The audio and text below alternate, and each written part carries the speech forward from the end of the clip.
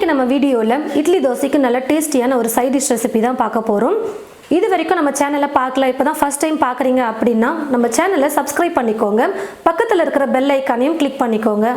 அப்பதான் நம்ம போடுற வீடியோஸ் உங்களுடைய ஃபோனுக்கு நோட்டிஃபிகேஷனாக வரும். 150 கிராம் அளவுக்கு நான் கடலைப்பருப்பை எடுத்து 2 மணி நேரம் தண்ணியில் நல்லா ஊற வச்சு எடுத்து வச்சுருக்கேன். ஒரு வடிகட்டியில் போட்டு வச்சுருக்கேன். ஏன்னு பார்த்தீங்கன்னா தண்ணி கொஞ்சம் கூட இருக்கக்கூடாது. நம்ம மிக்சியில் போட்டு அரைச்சி எடுக்கணும் கடலைப்பருப்பை. அதனால் ஈரப்பதம் இருக்கவே கூடாது. அதனால் ஒரு 5 நிமிஷம் இந்த மாதிரி வடிகட்டியில் போட்டு வச்சிட்டிங்கன்னா இருக்கிற எக்ஸ்ட்ரா தண்ணி நல்லா ட்ரை ஆகிட்டு வந்துடும். இப்போ ஒரு மிக்சி ஜார் எடுத்துக்கிட்டு இந்த மிக்சி ஜாரில் ஊற வச்ச கடலைப்பருப்பை சேர்த்து அரைச்சி எடுத்துக்கலாம். ரொம்ப நைஸாக அரைக்க வேணாம். இப்போ நம்ம வடைக்கெல்லாம் அரைப்போம் பார்த்தீங்களா, அந்த மாதிரி நீங்கள் அரைச்சி எடுத்துக்கிட்டிங்கன்னா போதும். கொஞ்சம் கொரகொரப்பாக நான் கடலைப்பருப்பை அரைச்சி எடுத்துகிட்டு இப்போ ஒரு பாத்திரத்தில் இதை மாற்றிக்கலாம். டேஸ்ட்டுக்கு உப்பு சேர்த்துக்கலாம். தேவையான அளவுக்கு கொஞ்சமாக உப்பு சேர்த்து நான் மிக்ஸ் பண்ணிக்கிறேன். தண்ணி கொஞ்சம் கூட இல்லாமல் அரைச்சாதான் கரெக்டாக இருக்கும். நீங்கள் தண்ணியோடு அரைச்சிட்டிங்கன்னா ரொம்ப இலக்கமாயிடும். கடலைப்பருப்பை ஒரு வடிகட்டியில் போட்டு தண்ணி இல்லாமல் நல்லா வடிச்சிட்டு அதுக்கப்புறமா நீங்கள் அரைச்சிக்கோங்க. அப்போ கரெக்டாக இருக்கும். இப்போ உப்பு சேர்த்து நல்லா மிக்ஸ் பண்ணியாச்சு. கடாயில் எண்ணெய் ஊற்றி வச்சுட்டேன். எண்ணெய் பார்த்தீங்கன்னா நல்லா காஞ்சிருச்சு. இப்போ நம்ம அரைச்சி வச்சிருக்கிற கடலைப்பருப்பை கொஞ்சம் கொஞ்சமாக சேர்த்து நம்ம பொரிச்சு எடுத்துக்கலாம். ரொம்ப பெருசாக போட வேணாம், சின்ன சின்னதாகவே போட்டு எடுத்துக்கோங்க. நீங்கள் வடை மாதிரி கூட தட்டி போட்டுக்கலாம், அது உங்களோட விருப்பம்தான். சின்ன சின்னதாக போட்டால் சீக்கிரமாக வெந்துடும், நம்ம எடுத்துடலாம். ஏன்னா நம்ம உதிர்த்து தான் எடுக்க போகிறோம். அதனால் ஷேப் முக்கியம் இல்லை. உங்களுக்கு எந்த ஷேப் வருதோ அந்த ஷேப்பில் நீங்கள் போட்டு பொரிச்சிக்கலாம். முக்கியமாக ரொம்ப வேகக்கூடாது, 3/4 பாகத்துக்கு தான் வேகணும் வடகறி செய்கிறதுக்கு எப்போவுமே. உங்களுக்கு ஒரு வேளை எண்ணெயில் போட்டு பொரிச்சு எடுக்க பிடிக்கல அப்படின்னு நினச்சிங்கன்னா நீங்கள் இட்லி பாத்திரத்தில் நீங்கள் வேக வச்சு கூட எடுத்துக்கலாம். வடை மாதிரி தட்டி இட்லி தட்டில் வச்சு நீங்கள் வேக வச்சு கூட எடுத்துக்கலாம், அது உங்களோட விருப்பம்தான். ஆனால் வடகறின்னு சொன்னாலே எப்போவுமே எண்ணெயில் பொரிச்சு எடுத்து தான் செய்வாங்க. அது ஒரு டேஸ்ட்டே சூப்பராக இருக்கும்.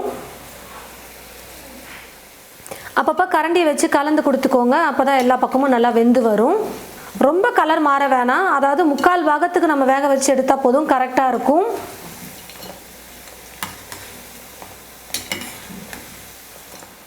பாருங்கள் ஃப்ரெண்ட்ஸ், மேலே கொஞ்சம் லைட்டாக கலர் மாறி இருக்குது, ரொம்பலாம் மாறக்கூடாது. இப்போ நான் இதை எடுத்துடுறேன். 3/4 பாகத்துக்கு கரெக்டாக வெந்து வந்துருச்சு.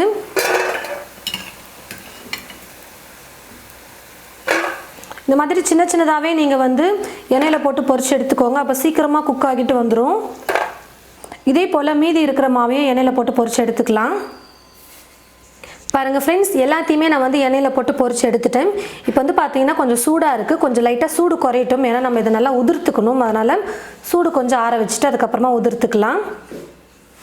ஸ்டவ்வை பற்ற வச்சுக்கிட்டு ஸ்டவ் மேலே ஒரு கடாய் வச்சுருக்கேன். இப்போ கடாய் நல்லா சூடு இருந்ததுக்கப்புறமா எண்ணெய் சேர்த்துக்கலாம்.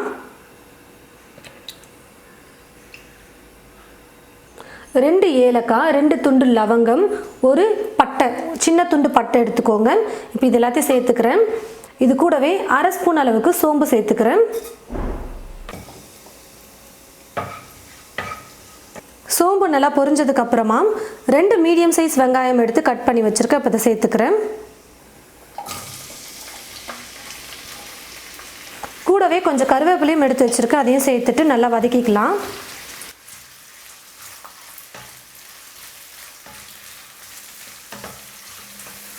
வெங்காயம் இந்த மாதிரி நல்லா வதங்கினதுக்கு அப்புறமா இது கூட இஞ்சி பூண்டு விழுது சேர்த்துக்க போகிறேன். நல்லா ஸ்பூன் ஃபுல்லாக 1 ஸ்பூன் அளவுக்கு இஞ்சி பூண்டு விழுது சேர்த்துக்கிறேன்.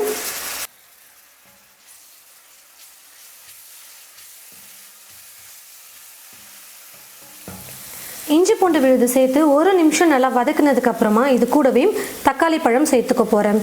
2 மீடியம் சைஸ் தக்காளி பழம் எடுத்து நான் கட் பண்ணி வச்சுருக்கேன். இப்போ இதை சேர்த்துக்கிறேன்.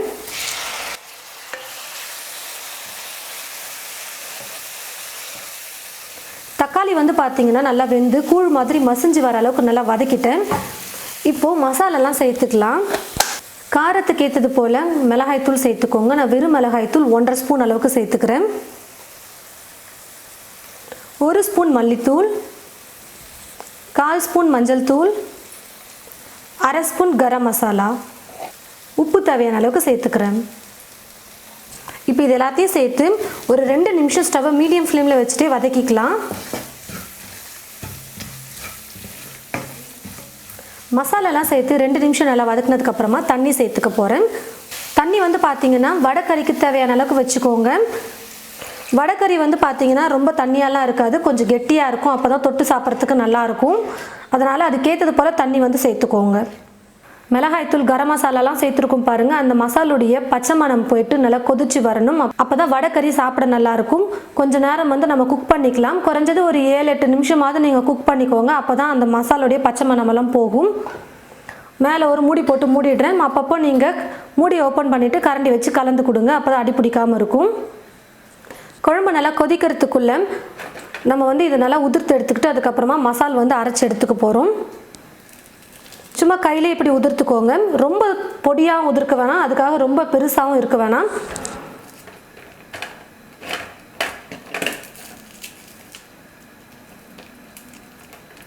கடலைப்பருப்பை நல்லா உதிர்த்து எடுத்ததுக்கப்புறமா இப்போ நம்ம வந்து தேங்காய் வந்து அரைச்சி எடுத்துக்கலாம்.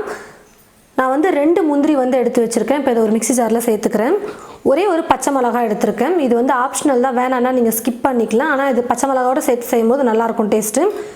கூடவே 1/4 ஸ்பூன் அளவுக்கு கசகசா சேர்த்துக்கிறேன். 2 துண்டு தேங்காய் எடுத்திருக்கேன். இப்போ இந்த தேங்காவை சின்ன சின்னதாக கட் பண்ணி மிக்ஸி ஜாரில் சேர்த்துக்கிறேன். தேங்காவை கட் பண்ணி சேர்த்ததுக்கப்புறமா இப்போ நம்ம அரைச்சி எடுத்துக்கலாம். முதல்ல தேங்காவை ஒரு 2 சுற்று சுற்றி எடுத்ததுக்கப்புறமா தண்ணி சேர்த்து நம்ம அரைச்சிக்கலாம். நல்லா நைஸாக அரைச்சி எடுத்துக்கணும்.